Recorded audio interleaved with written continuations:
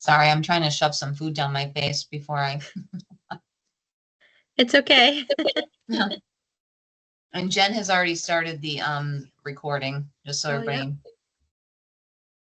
She had to step out to finish scenarios, so.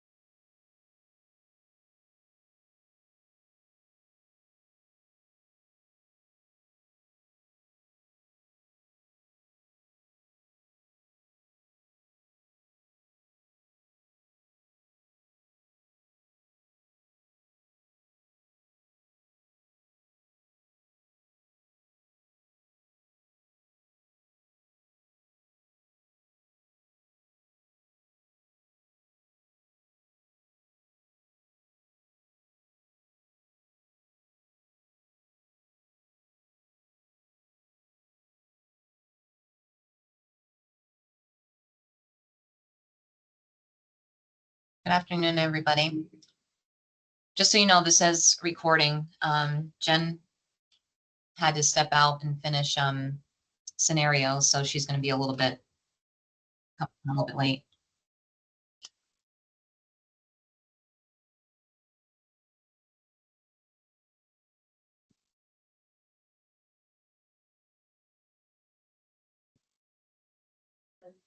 Are you live? Yeah.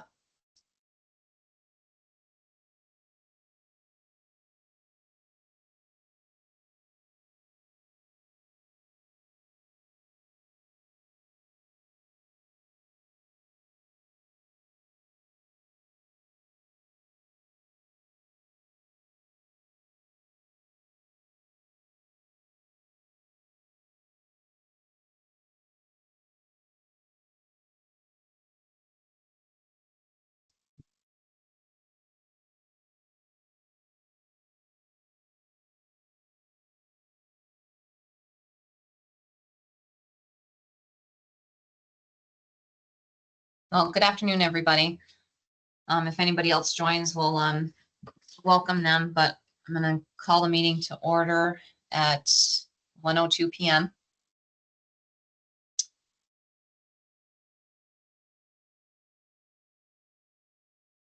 So I'm just going to do a quick round of introductions because we have a new member, even though Kim probably knows the majority of us, but I will.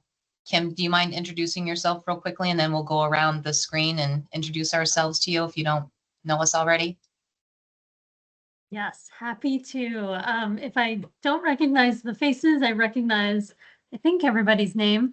My name is Kim McManus. I am with the Department of State's Attorneys and Sheriffs. I am their legislative and policy attorney. Prior to this position, I was the Assistant General Counsel at the council. So I didn't attend any DV committee meetings, but I knew about them. I knew they were happening, knew the work you all were doing. And previous to the council, I was a intimate partner violence prosecutor in Addison County for 3 years. So the state's attorneys and sheriff's department very much wanted to be a member of this committee. And Tim knows that this is a topic that is near and dear to me. So he asked me to represent him here, and I'm happy to do that. Well, thank you, Kim. I was super excited to get the phone call that you were interested in going to be joining this committee. So I have a lot of respect for you, and I'm very happy that you're joining us. I'm looking forward to any input you have moving forward. So I'm Jennifer. I know you know me. We'll go around. Jody. I'm Jody Bacon. I'm from the Vermont Center for Crime Victim Services. Loretta. Loretta Stallnaker, Chief of Police for Royalton PD. Lisa. Hi, Kim. Lisa Ryan, she, her pronouns, Community Inclusion Director at the Vermont Police Academy. Good to see you and happy to have you here. You know the director. Katie. He just started talking to me last week, so yeah. I don't blame him for being upset. Sorry, Katie. It's okay. I'm Katie Newell, the Human Trafficking Case Manager Coordinator, statewide, based out of South Burlington Police Department. Heather. Hi, Kim. Heather Holter from the Vermont Council on Domestic Violence. Savannah.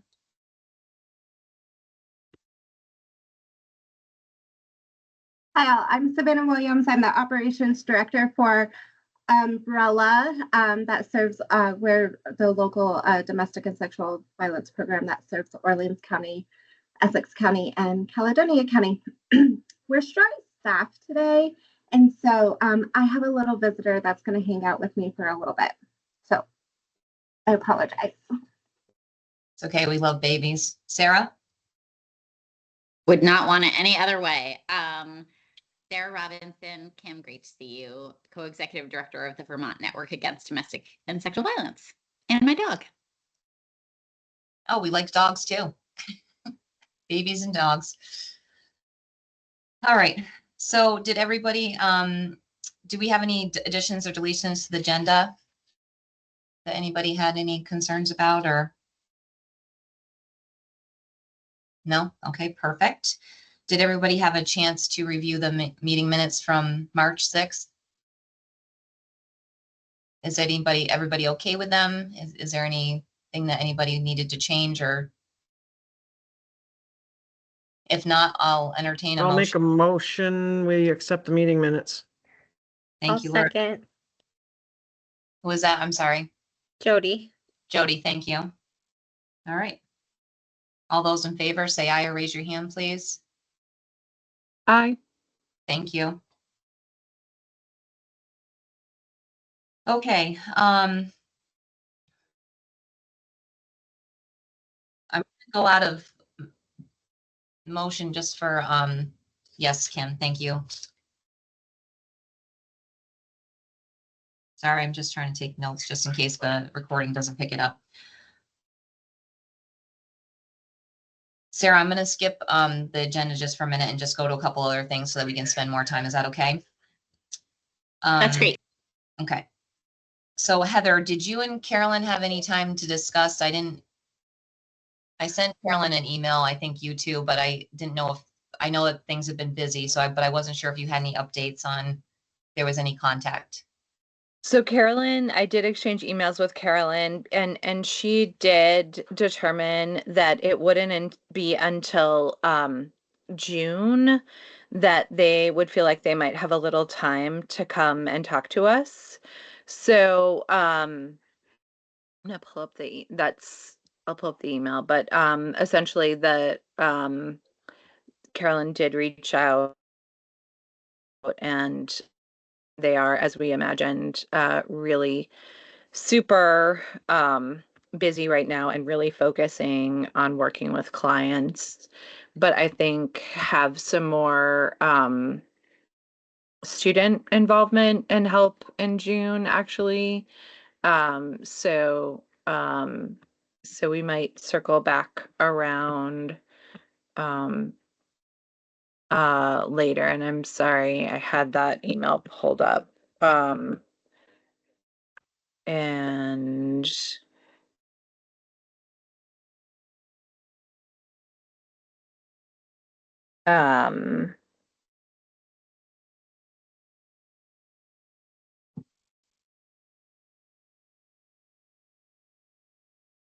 here we go. Sorry. I have a lot of emails from Carolyn. Yeah. So Brett, and I apologize for folks who weren't there before. We were hoping that we might hear more from the folks at the Center for Justice Reform who are working just on folks who are facing immigration challenges. And Carolyn also reached out to Jill Martin Diaz, and the general feeling was that later in the summer they might have more time depending upon how things are going right now. They're still really interested in a training for officers about U visas and other immigration issues. So I wanted to share that. And so just might need to look at scheduling into yeah, she said summer would be better. So that is our update on that. Okay, well, thank you, and that's completely understandable.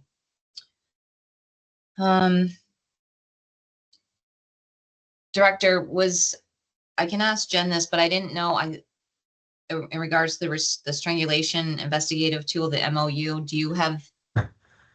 I'm here, Jen. Oh, sorry. Mara and I just finished it. We just slid right in without anybody noticing. It's pretty cool. Perfect.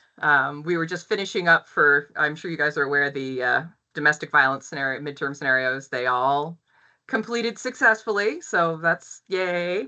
And Mara is a fantastic role player. I don't know if we put that in the job description, Chris, but aces, works good. I'm now thinking about all the other places I could put her into for this. But anyway, I'm still emailing back and forth about details for the MOU with Joe. Basically, it seems like he asked me one question, I respond, and then a week later he asked me another question. So it's moving. It's just not moving that fast. Okay, well, if it's okay, I'll just continue to put that on the agenda for updates, and hopefully we'll get some stuff going soon. Okay. Sarah, are you done eating lunch? Or if you're not, I can talk about one more thing for next month. If that's. Give me one more second. I am chewing. Okay. So for May, we're supposed to meet on the 10th. Oh, wait a minute. Sorry. I gotta get in the right. We're supposed to meet on the 8th. And that is a day that we are going to, myself, Jen, and Loretta are teaching the recruits our section on sexual violence that week. So he's going to be there as well. Are you there Thursday or I don't know, I can't remember, but am I frozen or did everybody else freeze? Everybody's good? Mhm. Okay. So I didn't know if we can look at our schedules, if the 15th would work for everybody from 1 to 2. And so I was just asking for a little bit of flexibility with that, if that was possible for everyone.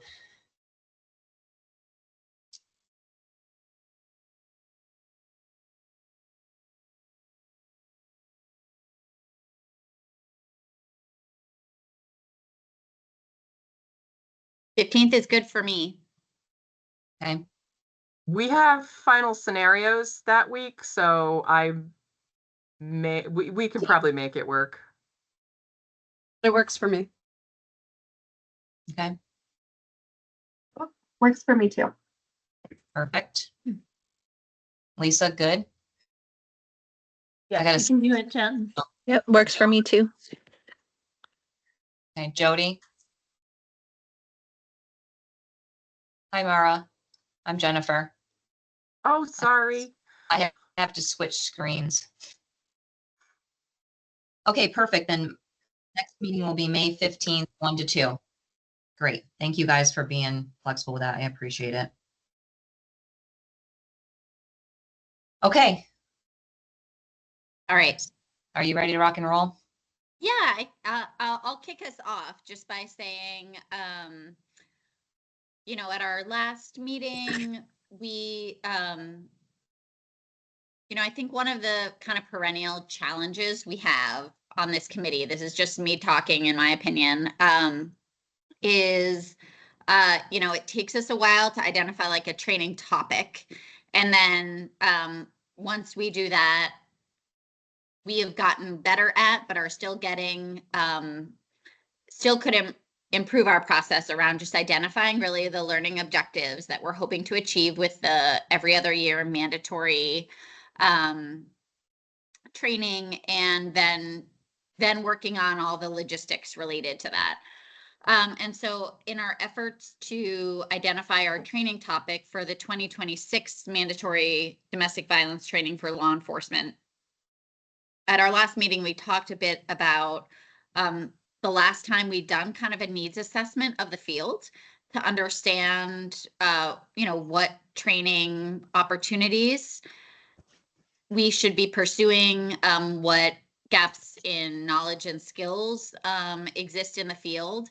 And at our meeting, Jen Furpo shared with us a survey that she had sent out to all certified law enforcement officers. Jen, what year was that? I 22 think it or was 23? the last, 22 maybe? yeah, somewhere in there. Yeah, maybe 21 or 22 to help us identify our training topic last time. So we kind of looked at that during our committee meeting and identified a few remaining topics that had been identified a few years ago that law enforcement officers at that point had identified could be areas of continued professional development. We'd also discussed that it could be valuable to hear from allied professionals in the field about what they saw in terms of areas for learning and skill building for law enforcement.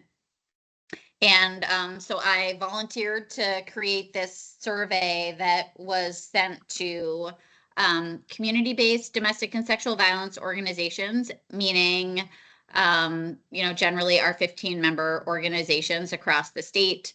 It was distributed, Kim and Tim distributed it to the state's attorney, victims advocates. It was sent to the Department for Children and Families, DV specialists across the state, as well as sent to the Victim Services unit at the Vermont Department of Corrections. And pretty kind of quick turnaround. Pretty quick turnaround, but what you have really in front of you is just the raw data. I was telling Sheriff Harlow, my hope was to actually take some time and be able to analyze it and identify some themes and present it in a different way. And just didn't have time for this meeting or the capacity to do that. But you have that in front of you. Since our last meeting, there were also some questions that I got as I was distributing this survey. I think really great questions from the entities that we were distributing the survey to about whether we were also going to survey law enforcement officers anew.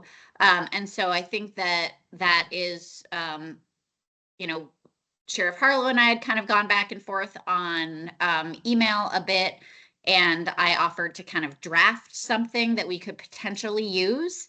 And so that's really what you have in front of you today are the raw data from our kind of allied professionals, as well as a potential draft survey that could go to law enforcement officers if we so choose. And just want to say that I have absolutely no attachment to any of it. And so your thoughts, feedback, ideas about next steps are welcome. Sheriff Harlow, do you want to add anything that I may have missed or, yeah, is there anything else to add? No, I appreciate you guys, you and Lisa and Savannah taking the lead on this, and getting this information. It is definitely challenging to go through all of this. I tried printing it out so I could see everything, and that didn't work very well. But I'm also not smart about Excel or anything, so it could be just me, and I'm not able to do it. But I did review a lot. It's kind of all over the place, but there are some definitely some themes to it as well.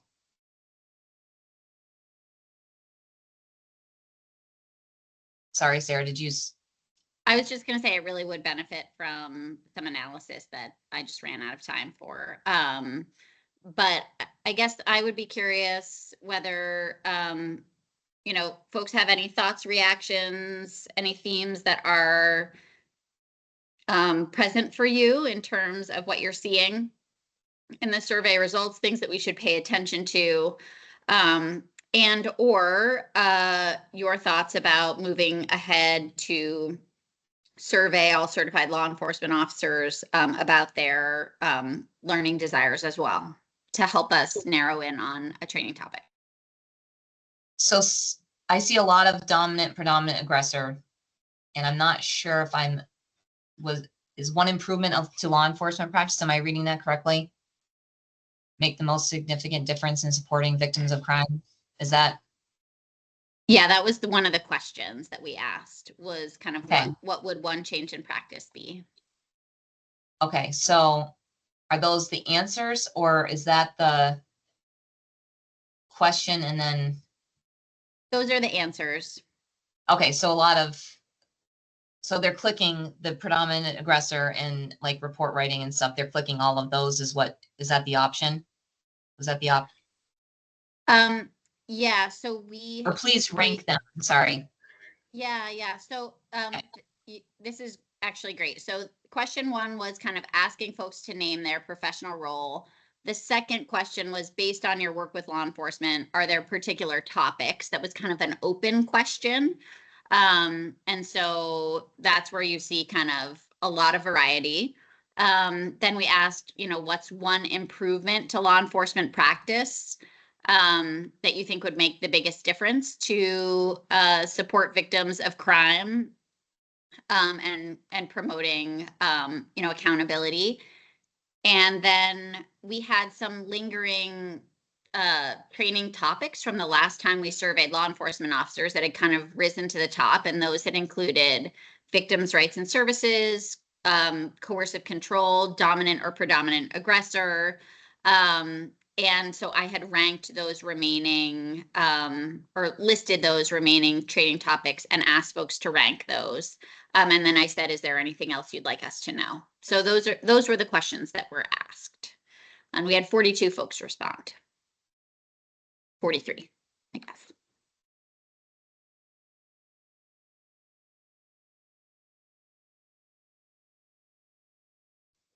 Sorry, go ahead, Katie.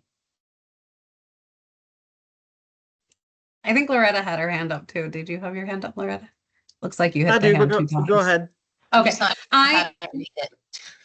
I had asked the question about who it had been sent out to and received I think it's a great survey. I didn't feel comfortable sharing it just because I hadn't been at that meeting and I haven't been a part of this committee for too long.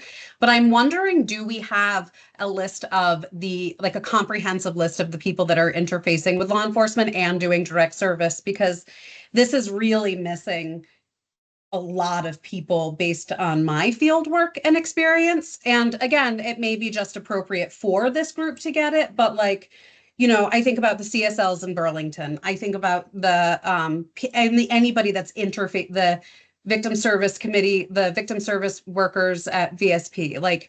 I'm wondering if there is such a list. And I'm also not wanting to be the one to create one, so I'm kind of hesitant about bringing it up.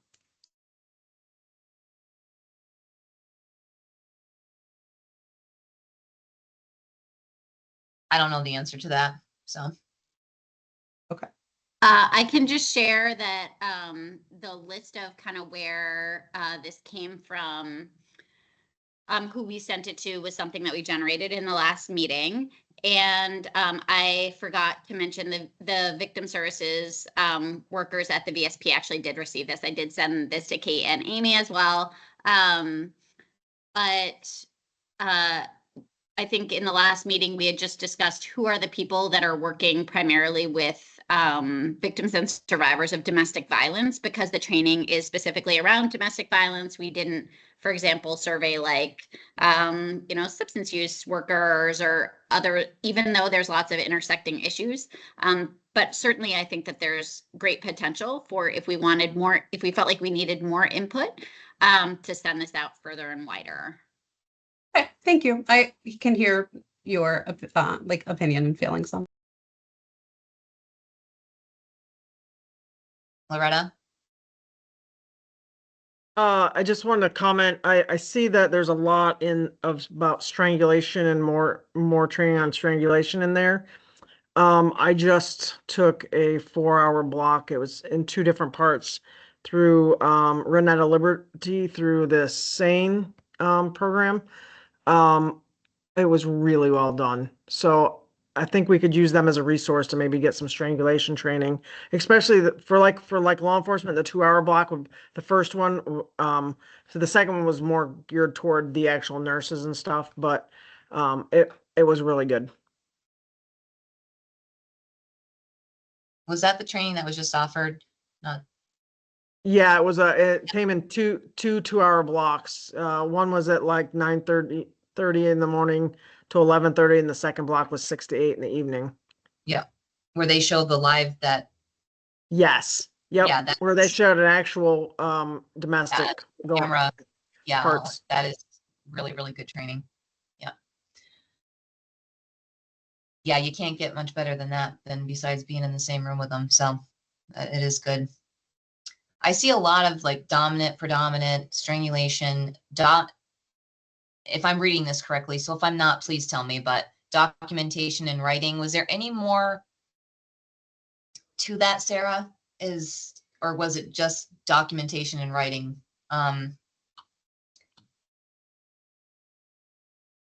That kind of what you see is what we have. Okay. And I will say that general theme about kind of documentation and affidavits kind of came up in some of the open-ended questions as well. But I definitely didn't see it necessarily at the top of the pile, but it did come up a bit. Okay, Director, I'm sorry. Oh, that's okay, no worries. Yeah, that one kind of puzzles me a little bit, but then I look at that topic of dominant aggressor as being mostly an answer that's provided back by, victim advocates and community-based services, not so much from law enforcement. So I don't know that that's a response from law enforcement that they don't understand that. It sounds like that's feedback that we're hearing from victim services that really are showing that there aren't people aren't being held accountable for that. But one of the topics that popped up that I saw in this chart, which I didn't see it recurring anywhere else, was from a state-based victim advocate. And it was a scenario that I think might be more often occurring that folks aren't aware of, for somebody who's on probation or parole that commits a violation. There's often a disconnect there for law enforcement that doesn't know somebody who's on supervision, and they're reporting to somebody on probation or parole. So if the probation or parole officer is aware that this person's committed another crime, very often, or at least in my experience, there's never reach out from anybody in probation and parole to law enforcement about somebody that's creating new charges or getting new charges. And very often it's from law enforcement that finds out that somebody's on probation and parole, and then they don't have the authority to do anything with that other than it's the parole officer's responsibility to bring new charges if that's something that they can do based on what their conditions are. So I've just found that interesting, that there is definitely a disconnect there between law enforcement and then folks that have already been through the system and are on some sort of supervision. And I don't know if that's something that is something that should be looked at a little bit more, or whether folks, that's just not on their radar. Yeah, we're lucky in my county. We have a really good working relationship with our probation and parole, and we actually, the agency heads, and we all meet monthly. And they are constantly sending out, like, I'm going to say roll call, but that's not probably a good word for it. But like individuals who are on that, they send us lists who are on bracelets, all that kind of things. And then it's also us trying to get our dispatchers and our officers in a habit of, if they come into contact with him, checking with probation and parole to see if they're on with them or furlough or what that looks like. But it is hard, and it's definitely something that's missed, because if the officers don't know, then they surely aren't always, that's not always on their mind to check in with that. We get a lot of notifications. So law enforcement, if we run a name and the person is on probation, then whatever that system is sends it to the probation. And then the next day we usually get an email saying, oh, we saw that you had interactions with so-and-so. What can you tell us about that? And some of them will be like, yeah, let me know what you did, because we can do A, B, C, and D. So I don't know how to get that message out director either, but I think that's definitely like between different agencies and different counties of what that working relationship is and that communication. But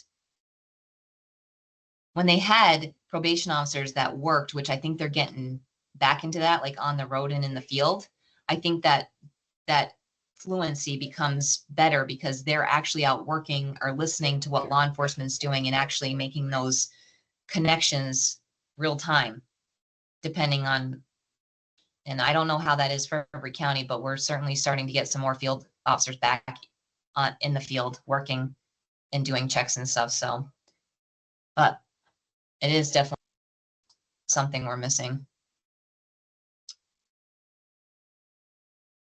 But as far as the report writing and stuff, like, I just wanted to know more about that. Is it because they're not using good language? Is it because they're not putting enough information in?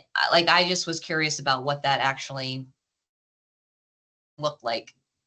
Were they putting victims in the affidavits? And every county, I think, is different. Every judge, every state's attorney is different for that kind of information. But I was just wondering what, if anything, that was lacking, or if it was just. And I would hope that every county, and I have not researched this or anything, but are using some form of the LAP, or they're having some sort of, they have a different domestic violence packet that their state's attorneys request them to kind of fill out afterwards, which is, it gives them basically like, 1, document this, 2, document that, and that becomes part of the, the case. So I'm not sure if that is also just not happening, and it just is specific to counties. It's not being used in Windsor County, I don't think. Okay.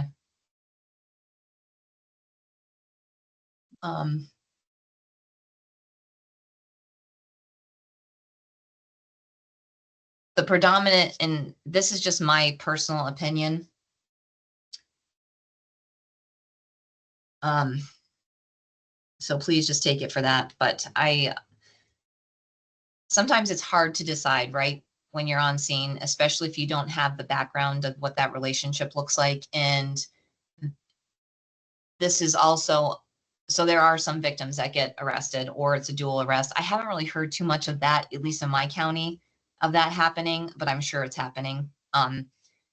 And we all know the reasons for like why a victim is maybe on scene may look like the predominant aggressor, but again, it's really unfortunately not having all the information.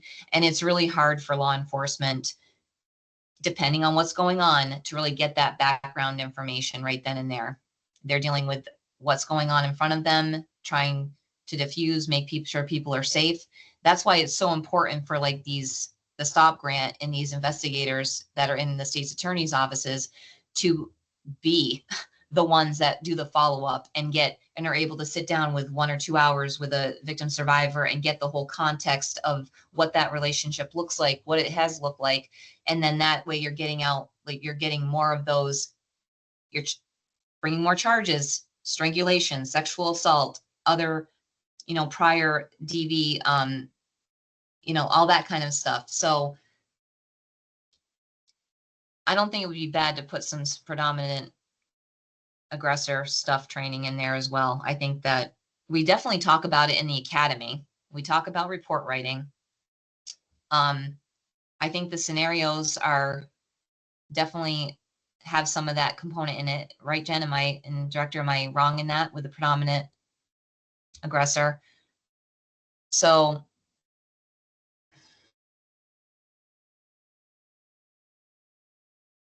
and quite frankly, sometimes people might just be lazy when they're responding to these calls and just, not taking the time to really put into it what they need to.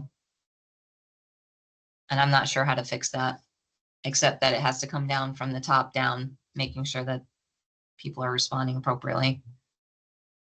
Go ahead, Kim. So I apologize, Sarah, if we misread your email, but as you can see from the respondents, we sent the survey out to our victim advocates and our prosecutors, and our prosecutors who primarily do DV, I believe, responded right away. One, they were very excited to get this survey. They were very excited to give their input, and I haven't studied this in depth, but they're the folks who I think put documentation and affidavit writing first, for the most part. So I was just having a thought while you were speaking, Jen, of whether I could reach out to our prosecutors to dig into that a little bit. Like what is missing? What are they not seeing? How are cases falling apart because of or affidavit writing, or just what's missing, so that if this training did have a segment on this, it's building on what the officers learned in basic of like here's how to take your writing up to the next level, like here's how to really wrap around this case a little extra, like here, and it's no doubt going to be repetitive of what Jen Furpo already teaches, but giving some more time and examples of when things go wrong, and then and the effect of that, right, of hearing some true or hypotheticals that are based on true stories of how things fall apart in a case because of that writing. That's one quick thought. The second one was the prosecutors also were the ones who were not exclusively, but definitely highlighting the strangulation piece. I had a separate email sent to me of after the survey went out, begging for officers for me to say to this group, anything that can be done around strangulation training, and the fact that it can happen and no marks can be left, as we all know on this. And Loretta, that training, I went to that training, the New Hampshire video where you see the whole assault, right? And the officers weren't going to charge anything until they saw the video. I mean, it was so powerful. Our state's attorneys, one deputy state's attorney highlighted, because it's so difficult for us to get experts sometimes to testify about strangulation, pressure, bruising, lack of bruising. One thing they would love is if officers received that training, we can get in some of that evidence through our officers and not, if we can't get an expert. We can get in some of that, like, I've learned, I know that bruising isn't always present. Like those are for cases that go to trial, serves the prosecution end well. So 2 quick thoughts, but I would be happy to go back and get more details on the writing piece, if that's helpful. Also, I think, so Jen teaches a strangulation piece in the academy, so we know that new officers are getting this. So I guess, not that I want to dive too deep into this, but also maybe where are they losing it? So is this older officers who maybe have not taken the time or had the interest in doing more education on strangulation, or is this younger officers who are just being taught, or I don't know. But Jen also, and Jen Furpo, correct me if I'm wrong, you can testify as an expert. Is that correct in strangulation? Or am I not correct in that? Yeah, I haven't actually done it yet, but I've taken a mess of training on giving expert witness testimony. So if I'm happy to polish up my CV and see if the court will qualify me, assuming, of course, that the executive director will let me out to do that kind of stuff. You're on the spot, director. What was that? Hey, continuing education is always important, especially a level of expertise that we can offer. I mean, that's critically important to our mission. If I could just interject one other problem that I see, and not to get off that topic, but one of the things that has always concerned me, and a lot of times it's out of the hands of law enforcement officers because they didn't start it, but I have a real issue with the service of RFAs because there's so much, I see a lot of laziness sometimes on the part of law enforcement and how to connect with somebody to get an order served. I see sometimes orders that sit for more than a month on a screen when they are waiting for service, and it's a temporary order, so the thing is going to expire. And very often, I know that there's, most often, the defendant who's the person going to receive this order knows it's coming. So it's not like it's really a surprise. So when there's communication with that person about trying to make that service, I would just really like to see some very defined reporting mechanism for law enforcement so that when there is contact with somebody that you're trying to serve, regardless of whether that's by phone first or you run into them in person or you track them down, that's documented, because very often it's not documented in a report. You'll see that they made connection with the person and the service was made, and that's it. And very oftentimes there's a chase around trying to track somebody down. There's phone tag that's being played. And I don't want to see somebody from law enforcement end up in the position where they've made prior contact with somebody to get an order served, and then the ultimate bad happens where a victim is impacted by that pre-advanced service. But it's routine, and real life tells us it's routine. So I would just like to see a better finesse around the service of orders.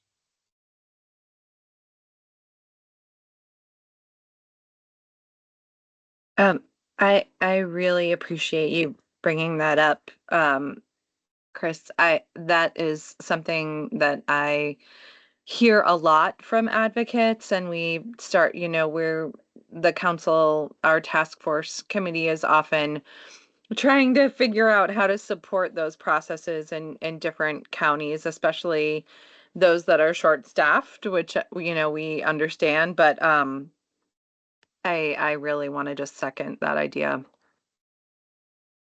I have to tell you, this is ancient history because I'm that old, but back when I went through the basic academy class, it still is in my mind. I remember a video, I don't remember who the people were, but there was a victim that was shot in Burlington in a park by a partner that knew that there was an order coming. and, shot in daylight. And it, that stuck with me, that pre-knowledge that there was an order coming that impacted both of those people so desperately that that was the action that was taken. And the statute basically says that you shall not let somebody know ahead of time that an order is being served. Now, that doesn't take into account real life situations. Now, my only request for us to, in addition to training to that piece, would be if there is contact with somebody made by phone ahead of time, and there's an arrangement to meet them someplace to get that order to be served, and we all know that that happened, just document that and that they were aware of the order's existence before, so that at the very least, you're covering the process by which you made that contact to make sure that you were trying to effect a court order in the way of protecting a victim.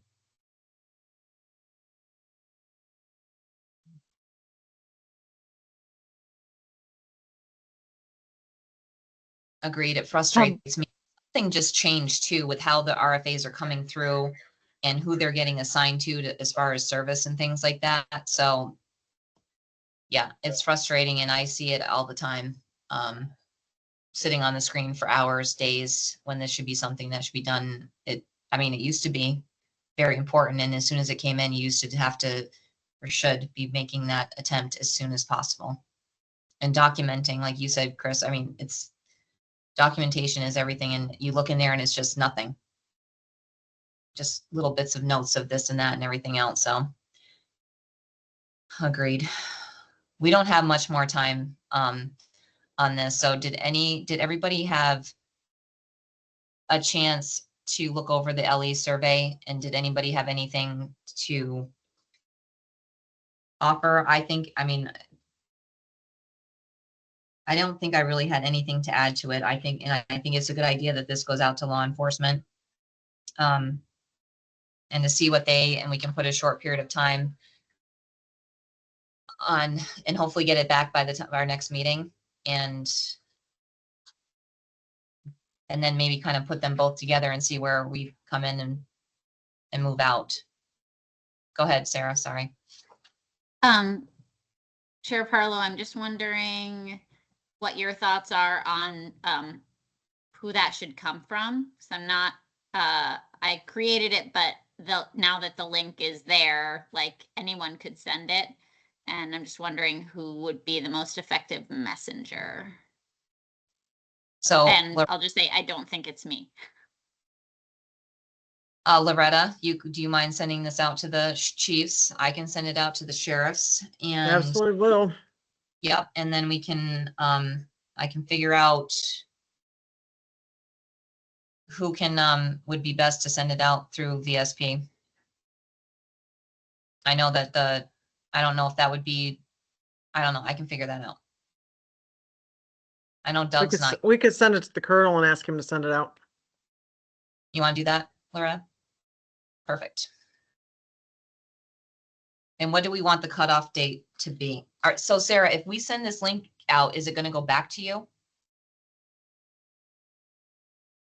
So I will be able to see the back end of it through, I just created it in Microsoft Forms, but I also believe I'll log on right now. I think I can add like a co-creator, and I could add you, Sheriff Harlow.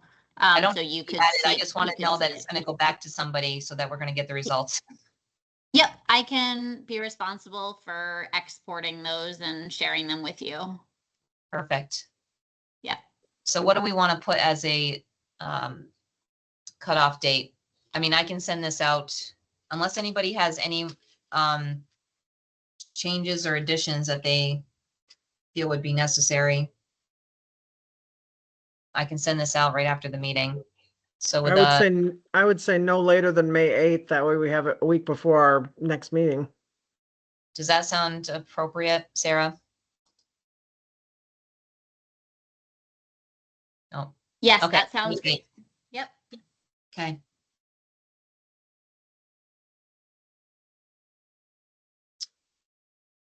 Okay.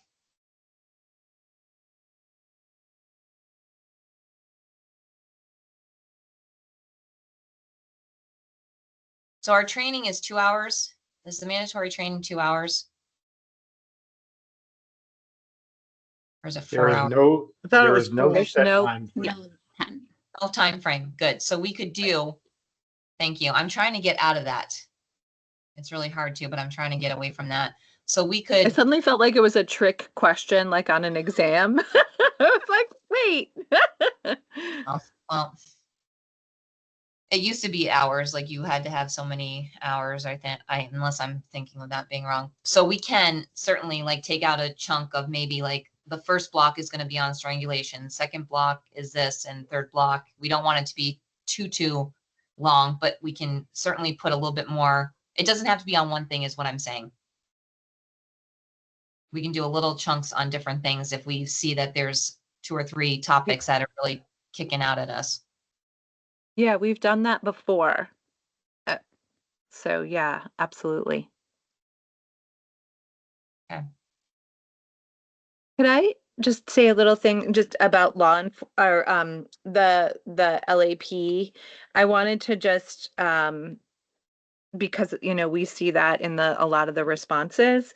I just wanted to share 2 thoughts. One is that related to the LAP, just so folks know, and Chris, feel free to jump in, but we've got a little group meeting with the folks from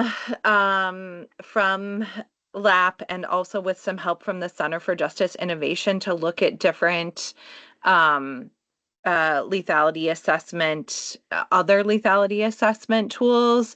And so I think we're moving forward on that, but that timing wise, it might not be, it might be premature to talk about that. I'm not sure. I mean, we know it's embedded in the VSP form now. But I want to give that kind of like super mini update, and I think we'll have more to say in May. But I also think that I always also have felt like, and I don't know if law enforcement agree with me, but it has seemed to me a valuable when we do the kind of tiered, like kind of modified versions of our training for folks who are supervising and folks who are kind of on the front lines. And I think that working, just to your point about just like the culture around surveying relief from abuse orders and around what gets put in a report, like it might be another opportunity to do kind of a slightly different training for folks who are have different responsibilities within a law enforcement agency. So that's just another thought I wanted to throw out. I'm also happy, Loretta and I, or whoever the next, at our chiefs and sheriffs meeting, not everybody will be there, but there should hopefully be a good chunk of us there in June. And we can, depending on what comes out of this survey, we can certainly talk about some of the concerns and bring that at least to the attention of some of the agency heads. That this is what, we did the survey and we're working on our training, but these are some of the concerns that people have brought to the forefront. I definitely agree that we should, and I think that that is important because when we did the lap training, I think the highest, well, the ones that I was involved with were sergeants were there. That was it. Yeah, and that's a really great reminder that like the mandatory law enforcement training block, however long it is just one thing and one opportunity. And we actually talked about this when we met with our little lap team. I mean, there are other opportunities for getting information out and having conversations and doing mini trainings or offering them anyway. So just great, really good point.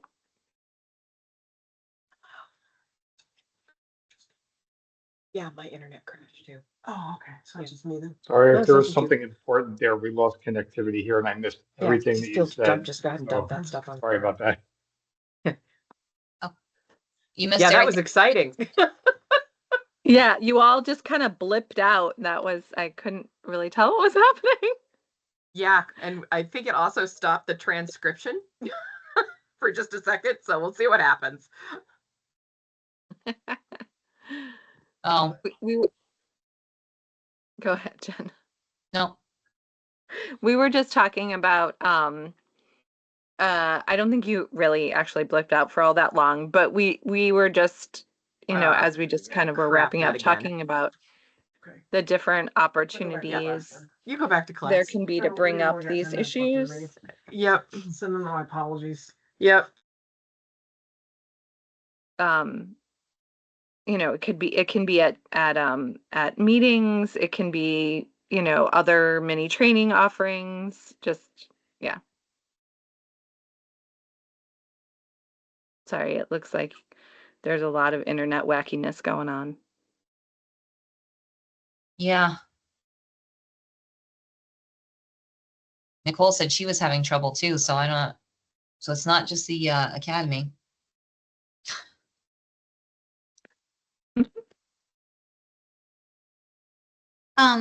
Sheriff Harlow, the other thing I would be happy to do, again, I didn't have time to do this beforehand. But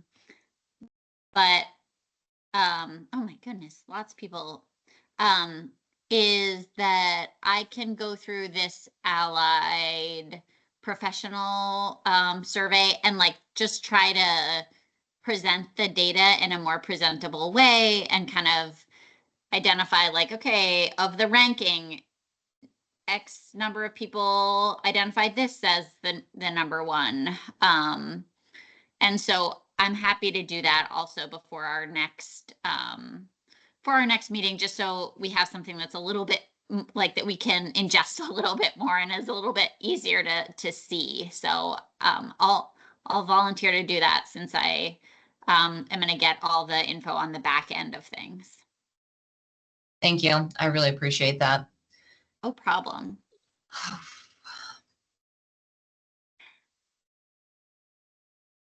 Okay, so just to recap, we're going to be, I think we have a lot of good information right now, and I'm confident as long as we get back, if we get the information and we can kind of get that together for our May 15th meeting, that we should be able to have a really good idea on at least what the topics we're going to pick, if we pick more than one, and what that's going to look like. I feel good about that. I don't know how the rest of you feel, but I feel optimistic about that. And so we're going to send out the LE survey with a deadline of May 8th. And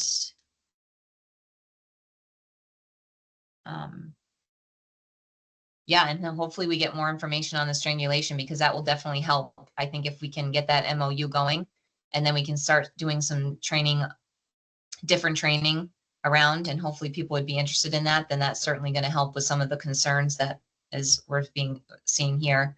And Kim, I think that that's great, that reaching out to the state's attorneys and getting a little bit more information, I think that's going to be super helpful. And again, we have a chiefs and sheriffs meeting. Not everybody shows up to those, but that would also be we have time for updates during that meeting. So we can also bring that to agency heads' attention of what some concerns are and say, this is what we're going to be offering. And we're going to be looking at many trainings, and hopefully you have an interest, or somebody will have an interest, so that we can start working better on this. So. Does that sound good to everybody? That sounds great. Thank you. Does anybody have anything else to add before we adjourn?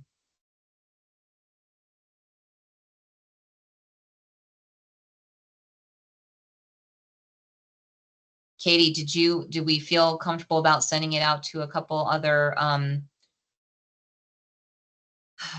advocates and having? No, I think it's, We have enough I think how the information. group, I don't have anything to add, no. We'll see what happens.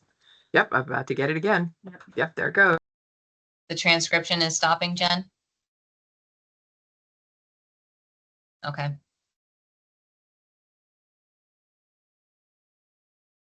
Maybe a sign from the universe, we should just stop talking. Yeah. I think we have a plan.